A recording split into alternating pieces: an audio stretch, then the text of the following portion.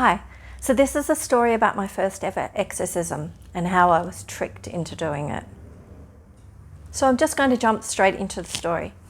About 20 years ago, I decided to do spiritual cleansings, pretty simple job for me.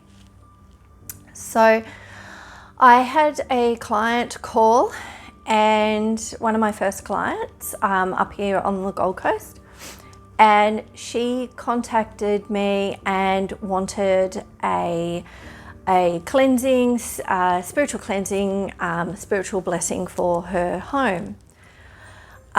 I can tell a little bit over the phone when someone's talking to me of what that property feels like, and I told her that it was fairly clean and was it fairly new, because it had that new feeling to it, and there was nothing wrong with the grounds, nothing wrong with the house, and she did say that it was new, but she would like a blessing anyway.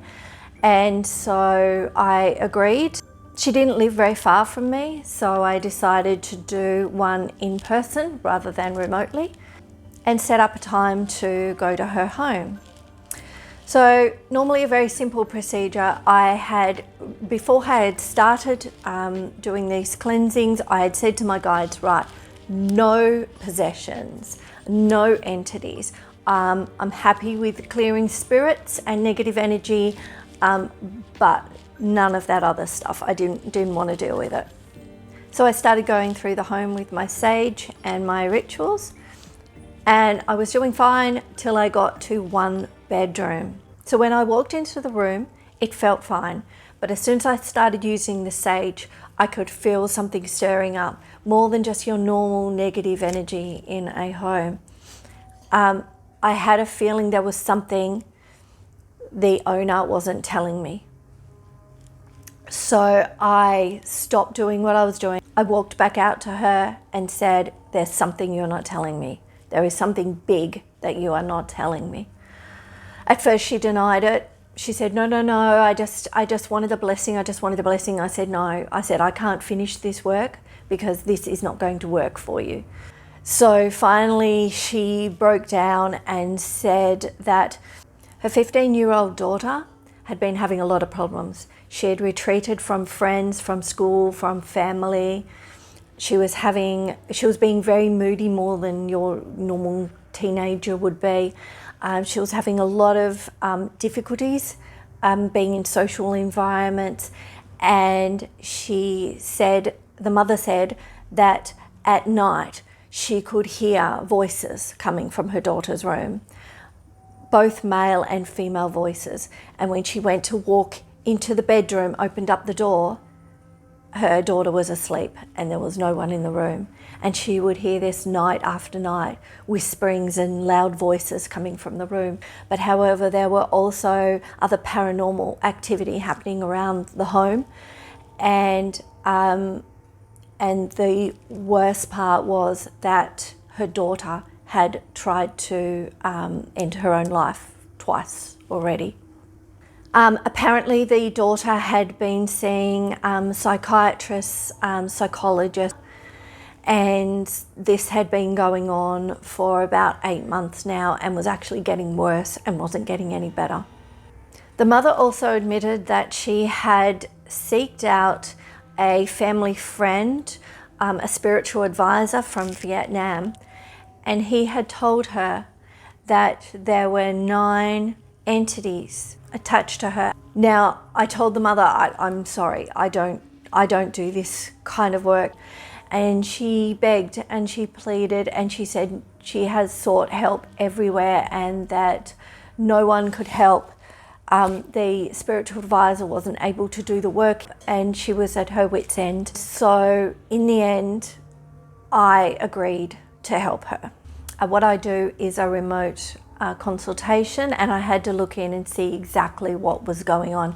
I could feel what was happening in the room, but I couldn't see what was happening, and I needed to look in and make sure this was a spiritual issue. So that's when I left and went back out to the car. I sat in the car and I said to my guides, what the hell? Like, seriously, I had told you I did not want to do any of this possession work, no entities, nothing like this. Like, Like, seriously, this was my third client, and this is what you're giving me? Like, I didn't want to do this work. And I said, why, when I told you that I didn't want to do this work, did you lead me into this situation? You know what they said? They said, if we had have told you what you were going to walk into, you wouldn't have come. And I said, exactly, because I didn't want to do it. And then they just looked at me and I'm like, so you've tricked me.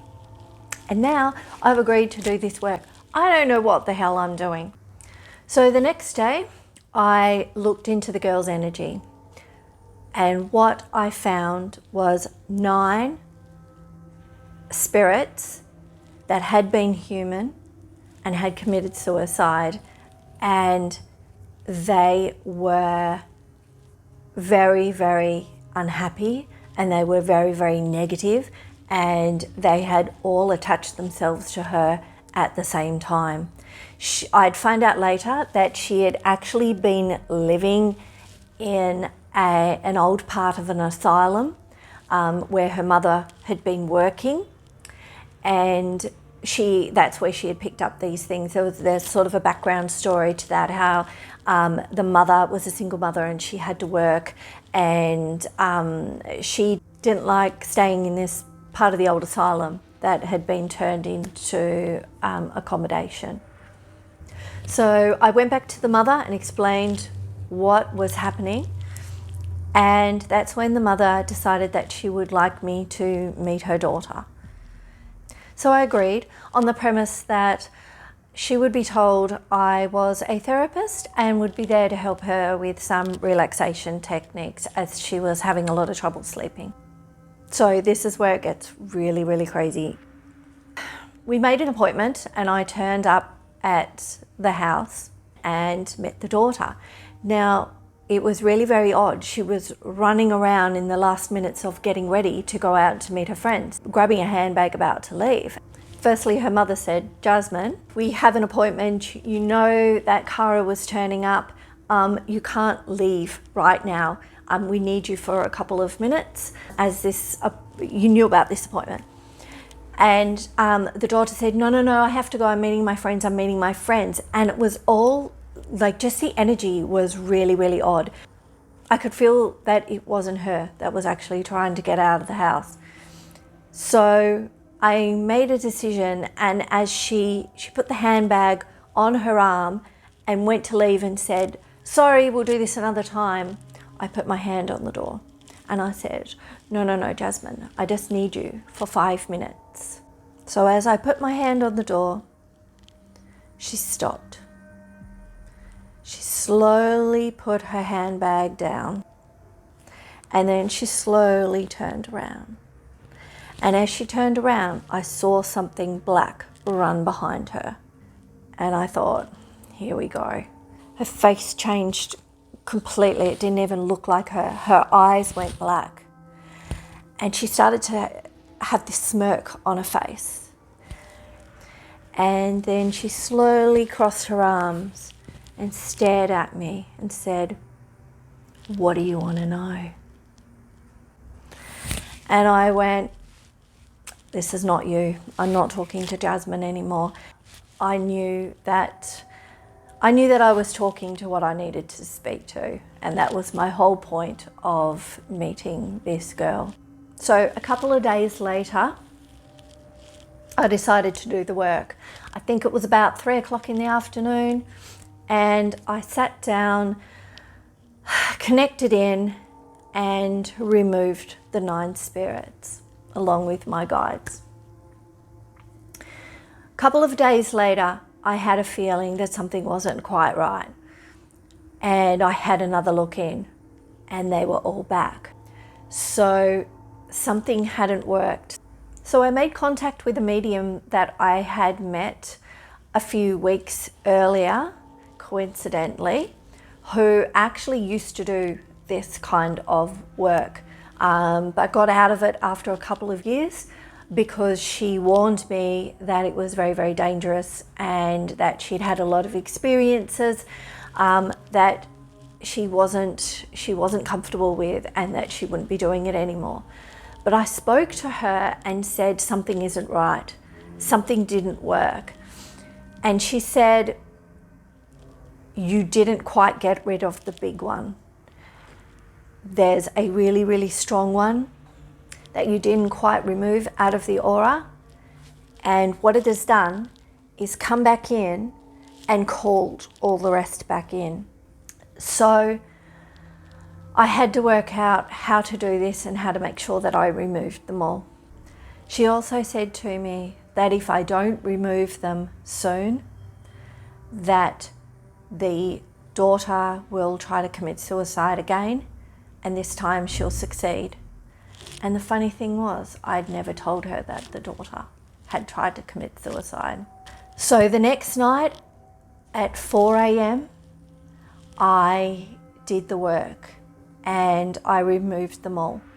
And that way, at that time of night, the girl's subconscious couldn't actually call them back in either, because sometimes when entities or spirits are removed from your energy, you can feel as though you're missing something, and you can open up to try to find that has been removed. So if I did it at 4 a.m, I thought that she wouldn't be able to subconsciously start to invite those spirits back into her energy. So that was a big learning curve for me, and I haven't had any issues since with doing the work that I do. I know that names were changed, and a few little details that didn't affect the story were changed to protect the privacy of my clients. And also to let you know that this girl, 20 years later, went back to school. She got a degree. She is now has her own family and is doing really well. Is very happy and has not since tried to harm herself in any way. And just a disclaimer, my clients are encouraged to seek professional medical attention when they are experiencing things like depression or self-harm or anything like that. If they are already seeing a medical professional, they are encouraged to keep seeing them and stay on any medications that they may be on. My work is done remotely, so clients don't even know that I'm working on them at any point during the day. I've worked on some really crazy cases throughout my last 20 years.